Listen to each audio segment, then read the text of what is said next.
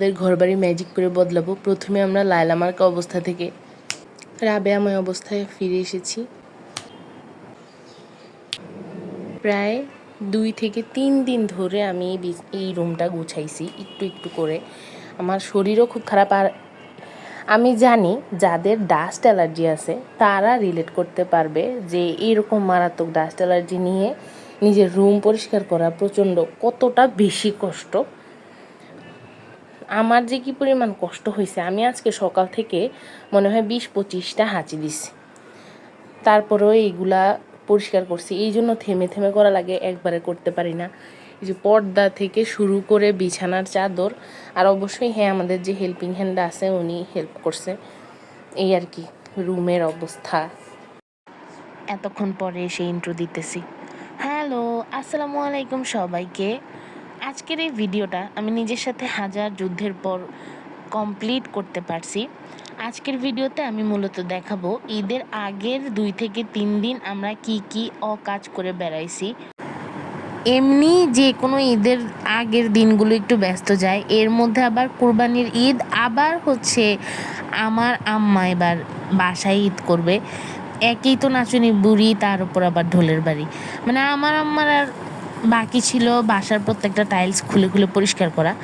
এর মধ্যে আমরা হচ্ছে জিলহজের 1 থেকে 10 তারিখ পর্যন্ত রোজা রাখার চেষ্টা করছিলাম। তো সেই জন্য বিকেলে আম্মু আর আমি রোজা রাখতাম দেখে বিকেলে আলাদা করে ইফতারি বানানোর একটা কাজ থাকতো। আবার আব্বু আর ভাইয়া রোজা রাখতো না দেখে তাদের জন্য আবার আলাদা খাবার রেডি করার আলাদা আরেকটা সময়ের কাজ থাকতো।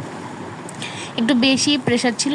তবে আলহামদুলিল্লাহ আমার পরীক্ষা শেষ হয়ে গেছিলো 3 তারিখে, তখন বাকি দিনগুলো আমি একটু অবসর ছিলাম। এইখানে আমি দেখাচ্ছি একদিন বিকালে আমি ফ্রাইড রাইস রান্না করছিলাম আর আম্মু সেমাই রান্না করছিল। এই ভিডিওতে আমি 3-4 দিনের ঘটনা একসাথে দেখাবো, কারণ হচ্ছে আমি ভিডিও ক্লিপ নিছি খুব অল্প অল্প। সেই দিনের ইফতারিতে কি ছিল এগুলো আমি একটু একসাথে সব সাজিয়ে গুছিয়ে নিতেছিলাম। আমার আম্মুর মনে অতিরিক্ত রং, তাই এই বাটিগুলো আবার নামাইতে বলছে শোকেস থেকে।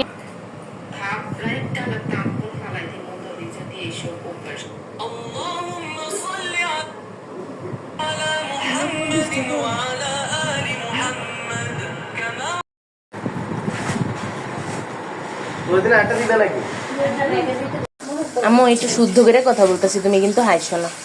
আজকে আমাদের বাসায় আরও একটি অদ্ভুত রান্না হচ্ছে, যেটার কথা আম্মু আমাকে সকাল থেকে বলে নাই, বলছে যে সিক্রেট রান্না। এখন আমাকে বলছে পাউডারের দুধ দিয়ে বেরেস্তাকে ক্র্যাশ করে দিতে হাতে। আমি খুব অল্প অল্প জায়গায় ভিডিও করছি। এখান থেকে শুরু হচ্ছে জুনের 4 বা 5 তারিখের ভিডিও। সকালবেলার একটু ক্লিপ দেখা যাচ্ছে, চালের গুঁড়া করার জন্য চাল রেডি করে দিচ্ছিল একজন হেল্পিং হ্যান্ড। আর তারপর আবার চলে আসলাম দুপুরবেলা আম্মু ইফতারের জন্য সেদিন মোরগ পোলাও রান্না করতেছিল। আমরা কেউ জানতাম না, সেজন্য আমরা অনেক বেশি হ্যাপি হয়েছি। আমাদের বাসায় সব সময়ই 1টা অথবা 2টা আইটেম রান্না করা হয়, কিন্তু আমরা আলহামদুলিল্লাহ সেগুলোই খুব তৃপ্তি করে খাই। আম্মুর স্পেশাল বিরিয়ানি ঢাকনা এখন খুলতে যাব। বিসমিল্লাহ। এতক্ষণ এটা আধা ঘন্টার মতো দমে ছিল, এখন আমি প্লেটে সার্ভ করব।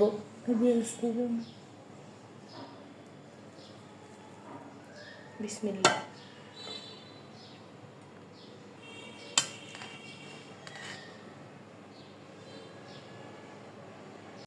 যে সময় আমি ভয়েস ওভারটা দিচ্ছি এত পরিমাণে গরম, যার কারণে আমি ফ্যানটা বন্ধ করতে পারতেছি না কোনোভাবে। আর হচ্ছে আমার একটা নাক বন্ধ, যার কারণে আমার কণ্ঠটা এত উইয়ার্ড শোনা যাচ্ছে। যাই হোক, মোরগ পোলাও যেদিন রান্না হলো ঈদের 2 দিন আগে, আমি এখন মোটামুটি বুঝতে পারতেছিলাম যে কোনটা কোন ক্লিপ। আর এখান থেকে শুরু হচ্ছে ঈদের আগের দিনের ভিডিও। আম্মু আয়নার উপরে রুটি বানাচ্ছে,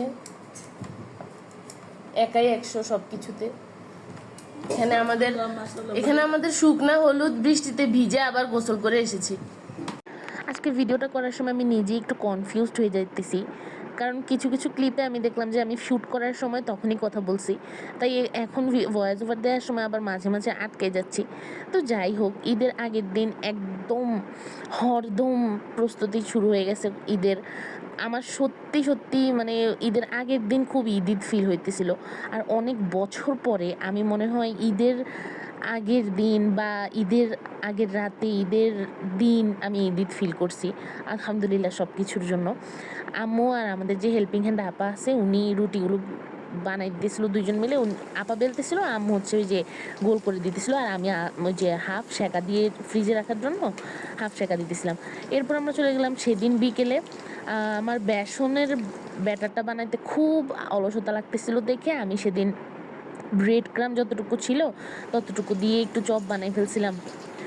আর প্লাস হচ্ছে শরবত, ফল যা দরকার ছিল সেগুলো বানিয়ে নিতেছিলাম আর কি। মজার কথা বলি, ব্রেড ক্রাম শেষ হয়ে গেছিলো দেখে আমি হচ্ছে লাচ্চা সেমাই দিয়ে বাকিটা কোট করছি। তোমরা এটা এভাবে করতে পারো, একদমই মানে বিশ্রী তো লাগেই না, ব্রেড ক্রামের মতোই টেস্ট লাগে আসলে। বাসায় তারা একটু অবাক হয়েছিল, বিশেষ করে আমার ভাইয়া, বাট পরে খাওয়ার সময় কেউ আলাদা করে কিছু বুঝে নাই। তারপর আমি সেদিন খুব তাড়াহুড়া করে টেবিলের ভিডিও নিয়ে নিতেছিলাম। আর আজকের ভিডিওটা এখানেই শেষ, তোমাদের সাথে পরবর্তীতে দেখা হবে চাঁদ রাতের ভিডিওতে। আজকের মতো এখানেই শেষ। আল্লাহ হাফেজ সবাইকে।